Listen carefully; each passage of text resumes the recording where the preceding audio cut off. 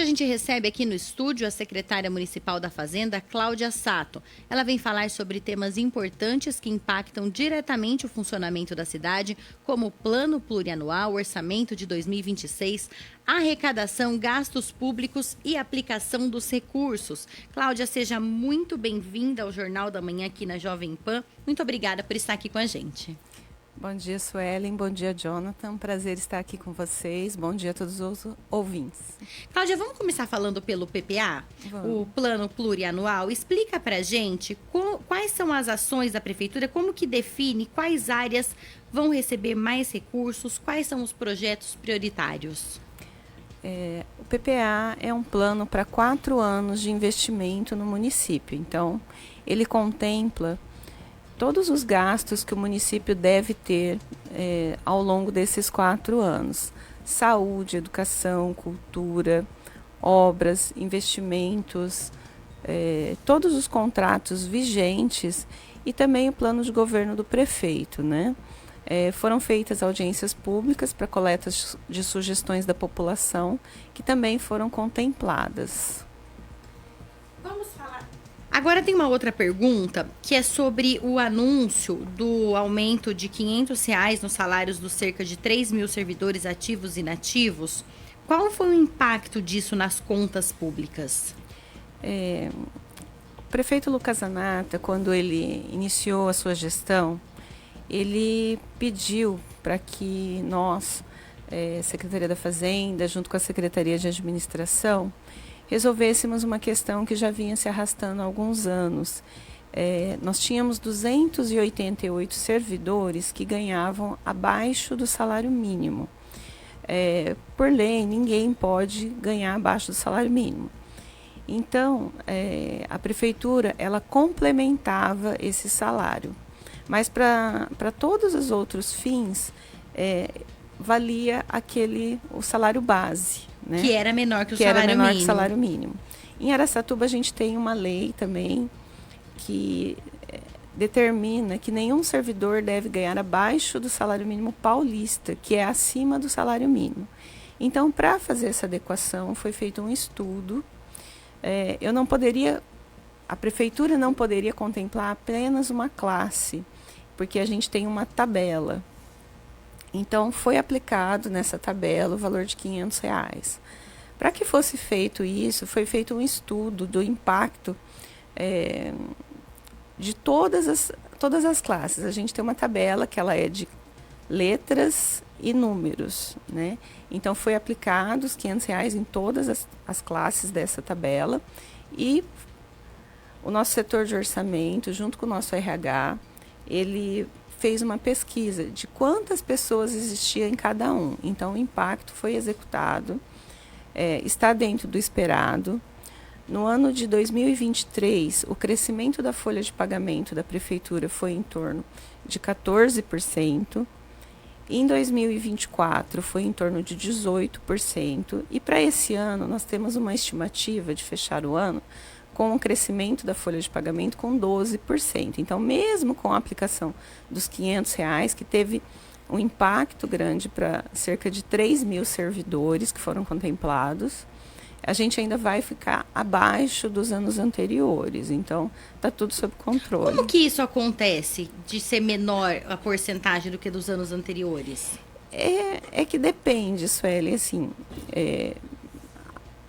a questão da aposentadoria de servidores, a questão da arrecadação. Então, são vários fatores, não tem um único fator. Então, dentro da nossa previsão de arrecadação deste ano, a gente imagina que vai ficar dentro dos 12%. Por enquanto, vem nesse ritmo, né? Eu só vou ter certeza em 31 de dezembro. Hora que fechar o ano, Hora que fechar o ano. E existe a previsão de os professores também receberem esse acréscimo? Nesse momento, não. O que aconteceu ao longo dos anos, a educação, ela tinha sempre uma sobra de recursos. Então, ela era contemplada com várias ações dos governos anteriores, como premiações, bônus, né? Em 2022, com a edição do aprovação do plano de carreira deles, esse bônus ele foi incorporado ao salário mensal dos profissionais da educação. Então, os demais servidores do quadro da prefeitura, eles nunca tiveram essas oportunidades. Então, o salário estava bem defasado. Então, o prefeito, numa questão de igualitária, né, de equalizar isso, então a gente fez para essa, porque assim, que fique bem claro, os profissionais da educação, eles têm uma tabela própria, né? Eles estão fora da tabela geral da prefeitura. Então, houve uma paridade entre as duas tabelas. Então, daqui para frente, tudo que for feito vai ser feito como um todo para todos os servidores. Seria um ajuste nessa tabela dos servidores para daqui para frente para poder ficar igualado, né, as duas tabelas, para que daqui para frente tudo que seja feito para todos os servidores. Porque o prefeito Lucas Zanata, ele tem como meta essa questão da igualdade, que todos tenham as mesmas oportunidades. E falando ainda sobre educação, o Fundeb é uma verba importante para a educação, né, Cláudia? Sim. A gente sabe que ele é usado em grande parte para pagar o salário dos professores também, é isso, né? Isso. E o que acontece com cortes de verba estadual, por exemplo, como que afetou a merenda? Então, na questão do Fundeb, a gente recebe um valor por aluno. Hoje, o Fundeb ele é quase que exclusivamente para pagamento do salário dos profissionais da educação. A gente tem aí uma questão do vale alimentação e das conveniadas, né, que são as terceirizadas. No caso do QESE, foi uma decisão do Supremo Tribunal Federal. Alguns estados do Nordeste, governadores do Nordeste, entraram com uma ação solicitando que essa verba ela fosse distribuída de forma de todo o país, porque assim, o QESE, que era arrecadado no estado de São Paulo, era dividido entre os municípios paulistas e assim sucessivamente. Como eles ganharam essa ação, então hoje o QESE ele é todo reunido no país e dividido por alunos em todo o país. Então, por isso que houve essa queda no município. No caso de Araçatuba, ele representou uma queda de 53% do valor. Isso impactou diretamente? Como que vocês estão fazendo para conseguir amenizar isso? Nós utilizávamos o QESE principalmente para o pagamento da merenda escolar. Hoje nós temos que fazer um aporte com recursos do município, senão a gente não consegue fornecer uma merenda de qualidade. Isso é um impacto muito grande no orçamento do município? Em torno de 10, 12 milhões ano. É considerável, né? Sim, é um valor considerável. E por falar nisso, em relação às EMEBs, como que está a aquisição de materiais escolares uniformes para 2025, 2026? Tem algum planejamento diferente esse ano para não ter aquela questão de começar o ano e os alunos receberem apenas no final do ano ou no meio do ano, quando o ano letivo já começou já faz um tempo?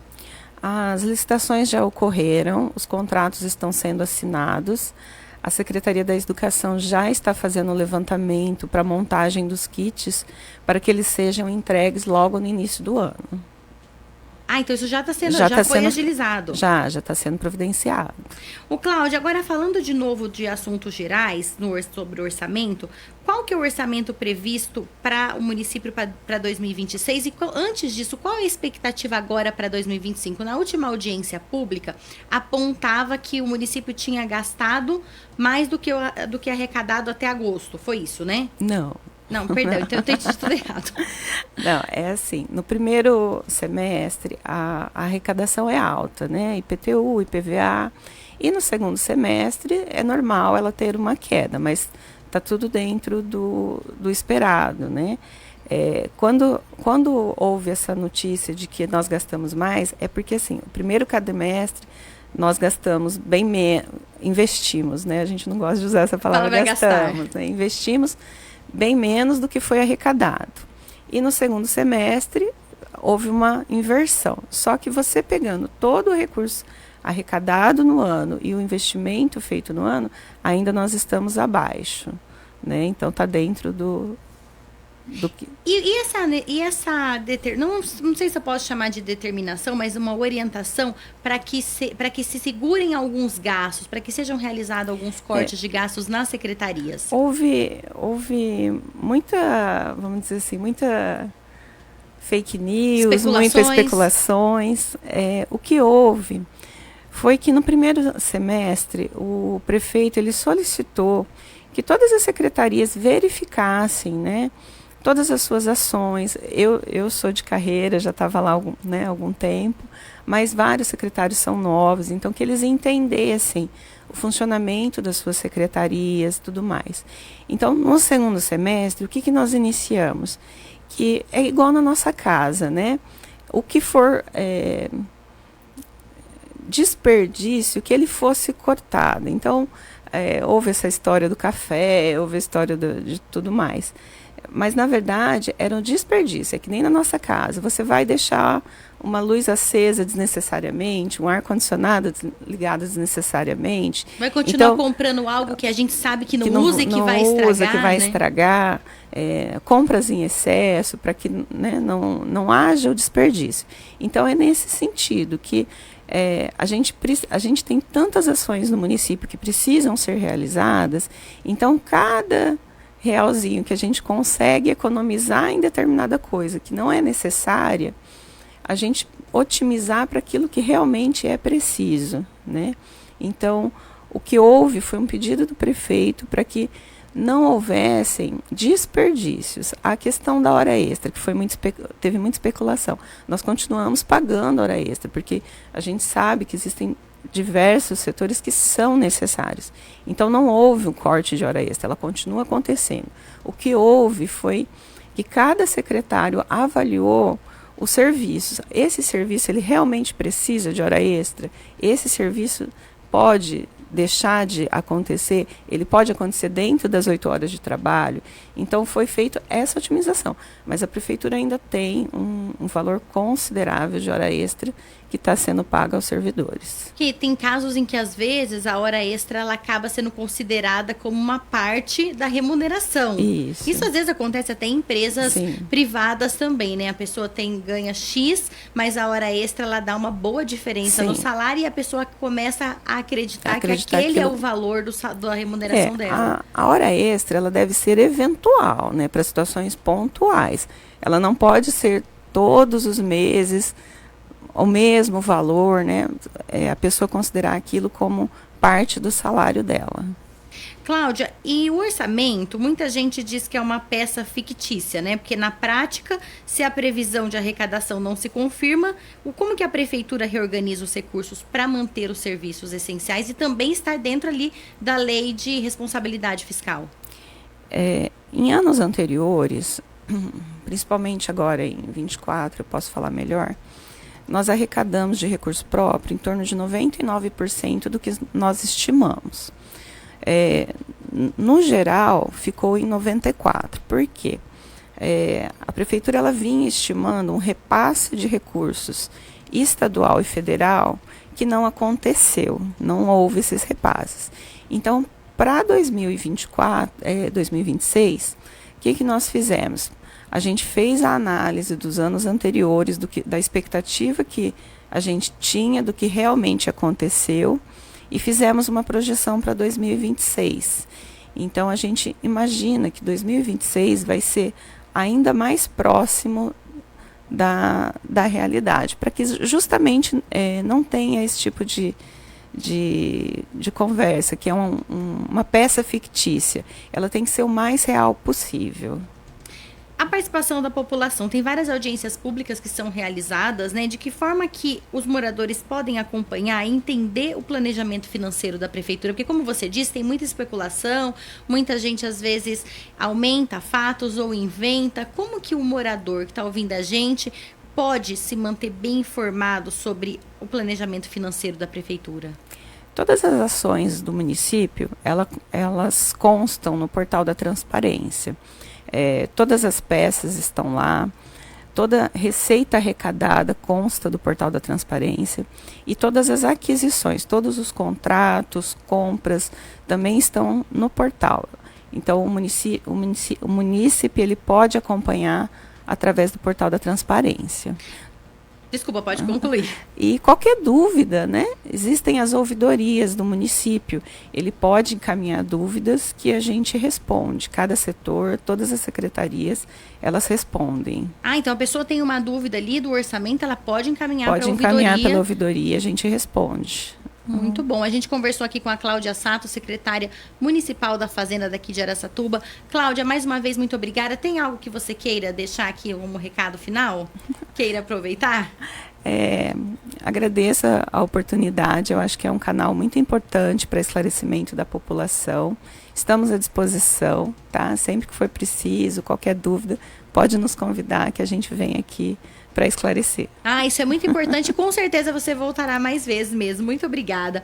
Infelizmente, o Jornal da Manhã fica por aqui. Se você quiser rever as notícias de hoje, ou mesmo a entrevista com a Cláudia Sato, secretária da Fazenda aqui de Araçatuba, vai lá no meu canal no YouTube.